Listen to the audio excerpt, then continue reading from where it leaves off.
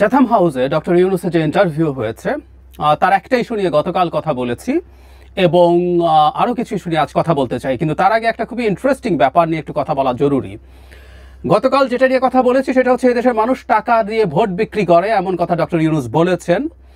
আমি খুব সারপ্রাইজড হয়ে দেখলাম গতকালই যমুনা টিভির একটা টক শোতে জনাব আকবর হোসেন, তিনি এখন প্রেস মিনিস্টার ব্রিটেনে, আমরা ওনাকে চিনি, খুবই রেসপেক্টেড জার্নালিস্ট, বিবিসি বাংলায় দীর্ঘদিন কাজ করেছেন।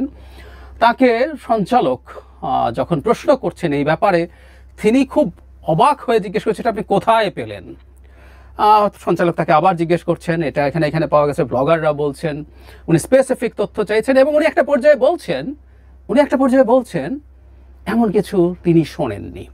মাই গড, এরকম একজন প্রেস মিনিস্টার নিয়ে আমরা আসলে কি করব? তাহলে আমি ভিডিওটা যে কেউকে প্রেসক্রাইব করছি, আপনারা দেখবেন, ওটার 25 মিনিট 30 সেকেন্ড থেকে দেখতে শুরু করবেন। যেন আকবরও বা এনি চান্স যদি আমার এই ভিডিওটা আপনার কাছে যেয়ে থাকে, আপনি 25 মিনিট 30 সেকেন্ড থেকে শুনবেন, যেখানে ওই অনুষ্ঠানের সঞ্চালক যখন সংস্কারকে জনগণের ম্যান্ডেটের কাছে নিয়ে যাওয়ার কথা বলছে, তখন তিনি বলছেন কিনা যে মানুষ টাকার বিনিময়ে ভোট দেয়। এটা নিয়ে বিস্তারিত কথা বলেছি, আমি সেই দিকে এখন আর যাচ্ছি না, কিন্তু শুনে নিতে বলবো।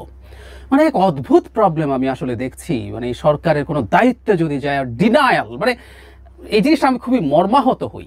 ভুল হতে পারে, উনি বলতে পারেন, ওনার ব্যাখ্যা উনি জানেন, ওনার কাছে যান, উনি বলেননি, জাস্ট ডাহা এরকম একটা কথা বলা। আর উনি যদি না শুনে থাকেন, এটাও ভয়ঙ্কর। একটা মিডিয়ার সাথে এই সাক্ষাৎকারে প্রধান উপদেষ্টা কি বলছেন সেটা সেখানে নিযুক্ত জনগণের টাকায় পোষা একজন প্রজাতন্ত্রের কর্মচারী জানেন না, এটাও ভয়ঙ্কর ব্যাপার।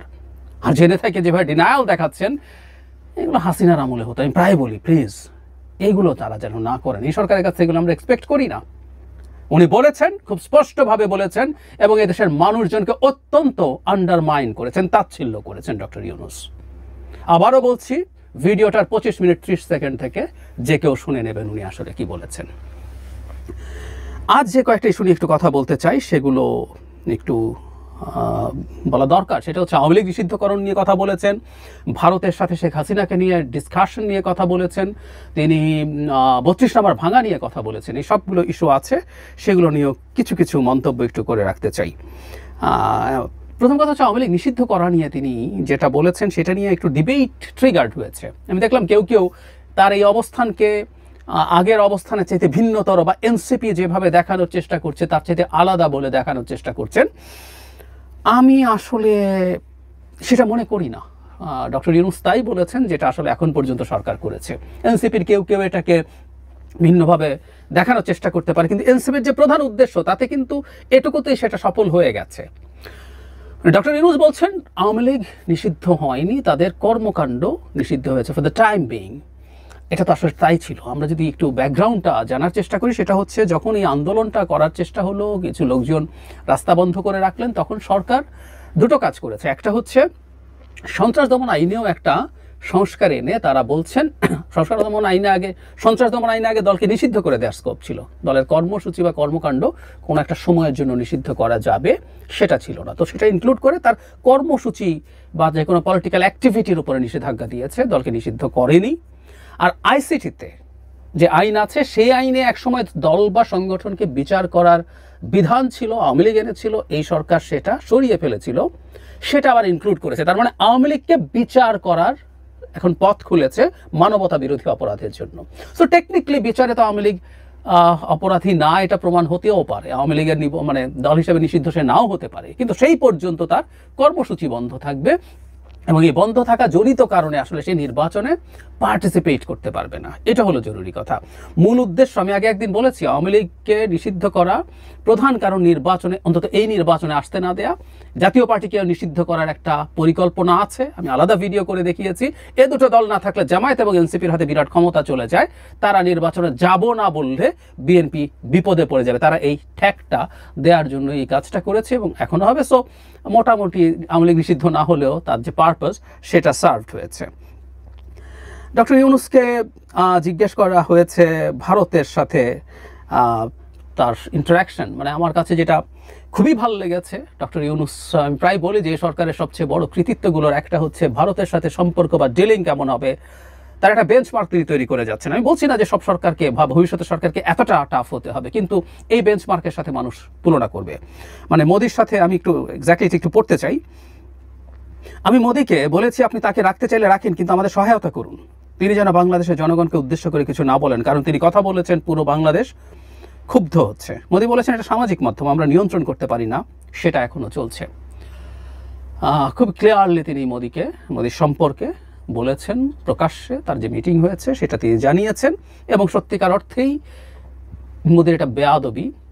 এই বেয়াদবি এই সরকার না, ভবিষ্যতের সরকারকেও এই বেয়াদবির ব্যাপারে চাপ রাখতে হবে যে হাসিনা ওখানে বসে হুমকি ধামকি দেবে, কথা বলবে, এটা হতে পারে না, এটা কন্টিনিউ করতে হবে। সো এটার একটা চমৎকার কন্টিনিউয়েশন আছে।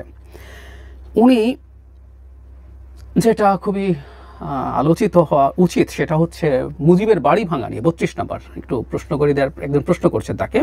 8 আগস্ট আপনি বলেছিলেন সবাইকে এক করা আপনার চ্যালেঞ্জ, কিন্তু বাংলাদেশের প্রথম রাষ্ট্রপতি বঙ্গবন্ধু শেখ মুজিবুর রহমানের বাড়ি ধ্বংস হলো 6 ঘন্টায় সিটি কর্পোরেশনের বুলডোজার দিয়ে, প্রশাসন নীরব ছিল। এর মাধ্যমে তো আপনি বিভাজন করেছেন, বা তাদের বাদ দিয়ে আপনি কিভাবে ঐক্য করবেন?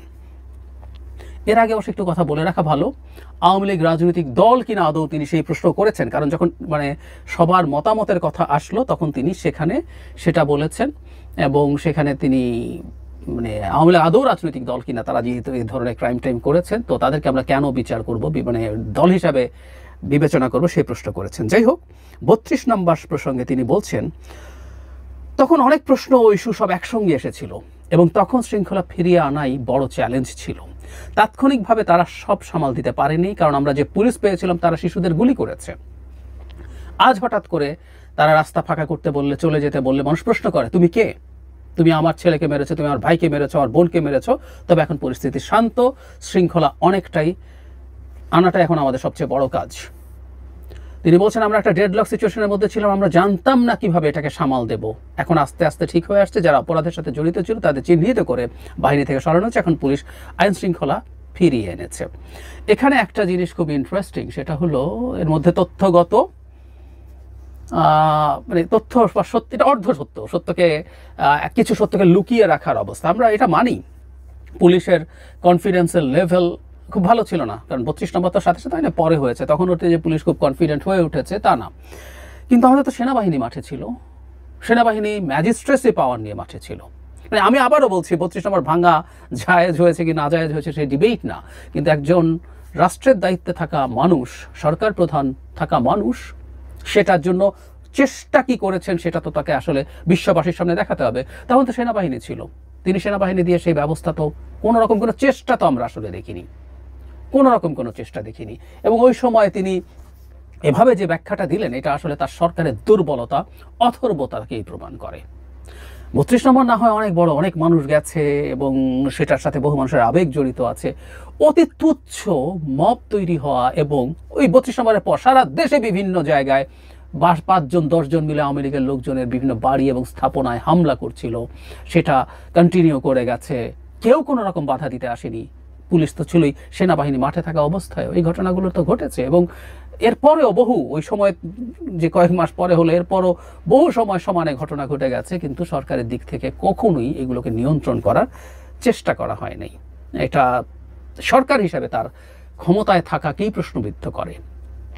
আমরা হয়তো আলোচনা করব, মানে ডক্টর ইউনূস আমাদের দায়িত্বে থাকা খুবই জরুরি ছিল, ওই যে ঝড়ঝাপটা আসতে পারতো তিনি ঠেকিয়েছেন, কিন্তু অ্যাডমিনিস্ট্রেটর হিসেবে তিনি খুব বাজেভাবে ফেল করেছেন। আমি এই ক্ষেত্রে মাথায় রাখছি শেখ হাসিনা প্রশাসন, পুলিশ বা সব ইনস্টিটিউটগুলোকে কি করে গেছে সেটা মাথায় রেখেই বলছি, এর সাথে ফার বেটার চালানোর সুযোগ ছিল। একটা জায়গায় খুব ইন্টারেস্টিং আছে, মানে ওনার ঘুরে ফিরে একই, সেটা হলো উনি নির্বাচন এবং জনগণের উপরে চরম অনাস্থা আছে। এই যে একটু আগে বললাম টাকা দিয়ে ভোটের কথা, জনাব আকবর হোসেনেরও খেয়াল করা উচিত, উনি গণভোট নিয়েও জনগণকে আবার তাচ্ছিল্য করেছেন। এখানেও খুব ইন্টারেস্টিং একটা ফানি ঘটনা আছে, সেটা হলো এনসিপি প্রায় বলে যে সংস্কার প্রশ্নে সব গণভোটে যাওয়া উচিত, গণভোটে গেলেই তাদের ধারণা এইটার মাধ্যমে সংস্কারের ব্যাপারে জনগণ রায় দিয়ে দেবে। অথচ ডক্টর ইউনূস কি বলছেন, সংস্কার ইস্যুগুলোতে গণভোট দেওয়া হচ্ছে না কেন? এই প্রশ্নের জবাবে ডক্টর ইউনূস বলেন অনেকে মনে করেন গণভোট অর্থহীন, কারণ অনেকেই বুঝবে না কেন গণভোট, সে কারণে সংস্কার বিষয়ে সব দল সম্মত হলে সেটা হবে বেশি বাস্তব ভিত্তিক। মানে ডক্টর ইউনূস নিজেও জানেন সংস্কার প্রশ্নটা বুঝবে না। আমি আসলে দীর্ঘদিন থেকে এই কথাটা বলছি, মানে আমরা কিছু educated, conscious, urban, middle class সংস্কার ব্যাপারটা বুঝি এবং আমরা জনগণের নামে এটা চালিয়ে দিতে চাই। শেখ হাসিনার পতন শুধু নির্বাচনের জন্য হয় নাই, সংস্কার টংস্কার কি এসব লাগবে, বহুবার বলেছি, মানে বলতে বলতে রিপিটেশন হয়, তারপরে কনটেক্সটে আসলো তাই বলছি সংস্কার প্রয়োজন আছে। সংস্কার যিনি বোঝেন না সংস্কার তারও উপকার করবে, প্রান্তিক মানুষটারও, কোনো সন্দেহ নাই। কিন্তু এই যে জনগণের নামে সংস্কার চালিয়ে দেওয়া এটা ঠিক না, এটা মিথ্যা কথা, ডাহা মিথ্যা কথা। ডক্টর ইউনূস নিজে বুঝতে পারছেন যে গণভোট দিলে আসলে লাভ হবে না, রাদার এটাই সঠিক পন্থা। ইয়াস ইট ইজ। এই জন্য আমরা বলছি আস্তে আস্তে এগুলো পলিটিক্যালি ঠিক হতে হবে, এগুলো যতটুকু হবে হবে, না হলে বাকিটা পলিটিক্সের মাধ্যমেই সমাজে জনমত তৈরি হোক, সেটার চাপ তৈরি হোক, এভাবে আস্তে আস্তে হবে।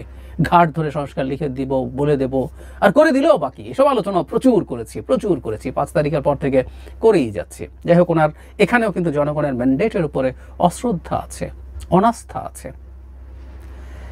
বটম লাইন, চ্যাথাম হাউসের যে ইন্টারভিউটা তিনি দিলেন, অনেক ক্ষেত্রে আমার কাছে মনে হয়েছে তিনি তার যে ধারণা, তার প্রতি আমাদের তার যে ইমেজ আমাদের সামনে আছে, তার যে ব্র্যান্ডিং আছে আমাদের সামনে, সেটা অনেক ক্ষেত্রে ভীষণ রকম ক্ষতিগ্রস্ত হয়েছে। বিশেষ করে গণতন্ত্রের মধ্যে থেকে, গণতান্ত্রিক ব্যবস্থায় থেকে আপনি জনগণের ম্যান্ডেটকে নিয়ে তাচ্ছিল্য করতে পারেন না। এটা গতকাল বলছি, ব্লাসফেমি। যেমন ধরুন, কেউ একজন এটা বলতে কি পারে যে আমি মুসলিম কিন্তু কোরআন সম্ভবত আল্লাহর বাণী না।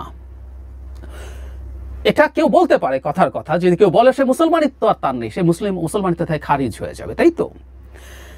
গণতন্ত্র যদি আমরা মানি, আমরা গণতন্ত্রের মধ্যে থেকে জনগণের এই যে ম্যান্ডেটকে তাচ্ছিল্য করি, তাই আমি গায়ের জোরে এটা করব, এটা আপনি এখন অন্য ব্যবস্থায় যেতে পারেন। পৃথিবীতে এখন নায়কতান্ত্রিক ব্যবস্থা আছে। আমি প্রায় বলি, চায়না সরিয়ে রাখি, ভিয়েতনামও আমাদের চেয়ে অনেক জায়গায় আমাদের চেয়ে অনেক বেশি ধ্বংসপ্রাপ্ত দেশ হওয়ার পরও, আমাদের অনেক পরে, কয়েক বছর পরে স্বাধীন হওয়ার পরও আমাদের চেয়ে অনেক ইন্ডিকেটরে ফার বেটার করেছে। তো আপনি ওটা বলুন, ওখানে চলে যান। আমরা একটা একদলীয় শাসন চাই, আমরা ভিয়েতনাম হব। চায়না সরিয়ে রাখছি, আবারও বলছি, ভিয়েতনাম হবো, দ্যাটস ফাইন। কিন্তু আমি গণতন্ত্রে আছি, গণতান্ত্রিক ব্যবস্থার কথাও বলবো, কিন্তু আমি একই সাথে জনগণের ম্যান্ডেটকে তাচ্ছিল্য করব। আমি গতকালই দেখিয়েছি অযৌক্তিক তাচ্ছিল্য, এটা বাজে স্টেরিওটাইপিং, কিন্তু এটা আমরা করতে পারি না, ব্লাসফেমি হয়ে যায়। আপনি গণতান্ত্রিক ব্যবস্থায় থাকেন না, সুতরাং আপনার মুখে আর গণতন্ত্রের আলাপ মানাবে না। অনেক ডিজাস্টার তিনি এই ইন্টারভিউতে করেছেন।